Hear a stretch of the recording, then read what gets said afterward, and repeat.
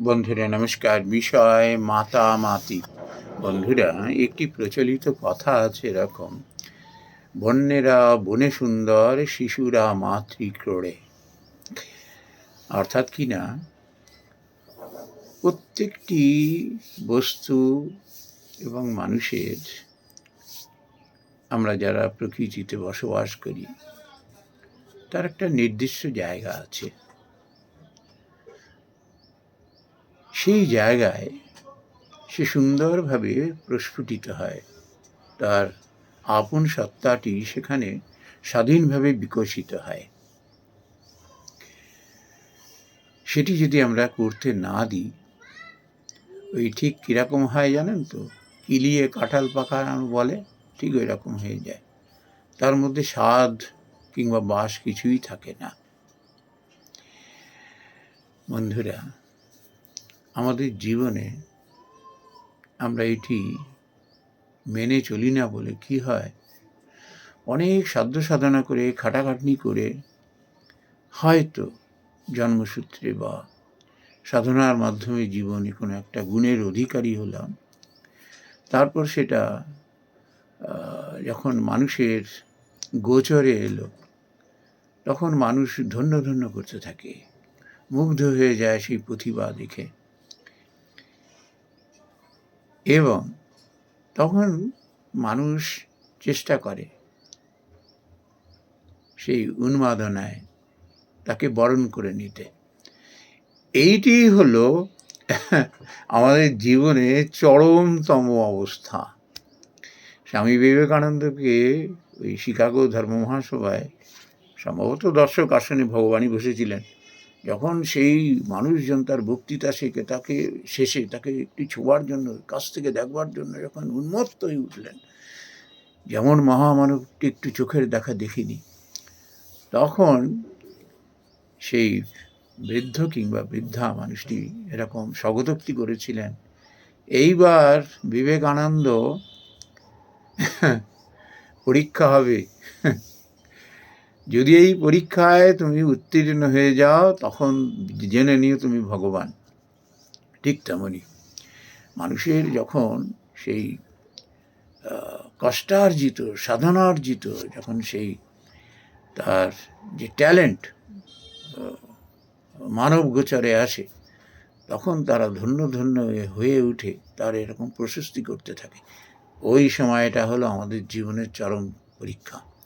ওই সময় মাথা ঠিক না রাখতে পারলে অচিরেই সব গোল্লায় যাবে, সব হারিয়ে যাবে, সব হারিয়ে যাবে। বন্ধুরা, আমরা এই সোশ্যাল মিডিয়াতে আমরা এরকম কত প্রতিভার সন্ধান পাই বন্ধুরা। আবার খুব খারাপ লাগে যখন একটা সময় তারা নিভে যায়, যখন মানুষ তখন আস্তে আস্তে তাকে যখন দূরে সরিয়ে দেয়। কত মানুষ আমরা দেখি, আমরা খুব কম মানুষ পারি মাথা ওই সময়টা ঠান্ডা রাখতে। ওই সময় মনে রাখতে হয়, বন্যেরা বনে সুন্দর, শিশুরা মাতৃক্রোড়ে। আমি আমার সাধনা নিয়ে আমি যে স্থানে অবস্থান করি, ঠিক সেই জায়গাটিকে আমি পাকাপোক্তভাবে ধরব।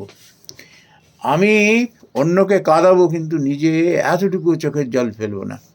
অন্যকে আবেগে ভাসিয়ে দেব, কিন্তু আমি আবেগ মথিত হব না। আমি ধীর স্থির থাকব। মানুষ আসবে, আমাকে প্রশস্তি করবে, আমাকে প্রলোভন দেখাবে, মানুষের আরও বেশি বেশি মানুষের গোচরে আনবার চেষ্টা করবে, কিন্তু না, সেদিকে মন দিলে হবে না। ওই সৃষ্টিতে মেতে থাকতে হবে। ভগবান তখনই তার দায়িত্ব নিয়ে নেয়। এবার নিয়ে যদি ওই প্রলোভনে ধরা দিয়েছে কি, ব্যাস এরকম হারিয়ে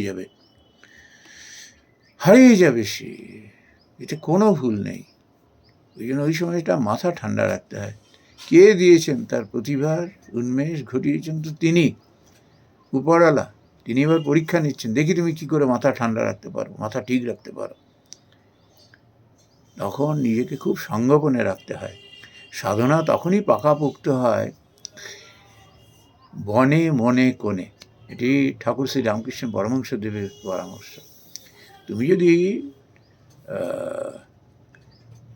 সেরকম সাধক পুরুষ হতে চাও, জীবনে সৃষ্টি করে মানুষকে যদি তুমি চিরদিনের জন্য ধরে রাখতে চাও, তাদের হৃদয়ে যদি তুমি জায়গা করে নিতে চাও, নিজেকে সংগোপন করো, শুধু সৃষ্টি নিয়ে থাকো, নাম যশ মানুষ উন্মাদনা করছে সেদিকে নজর দিও না, তুমি তোমার সৃষ্টিতে লেগে থাকো।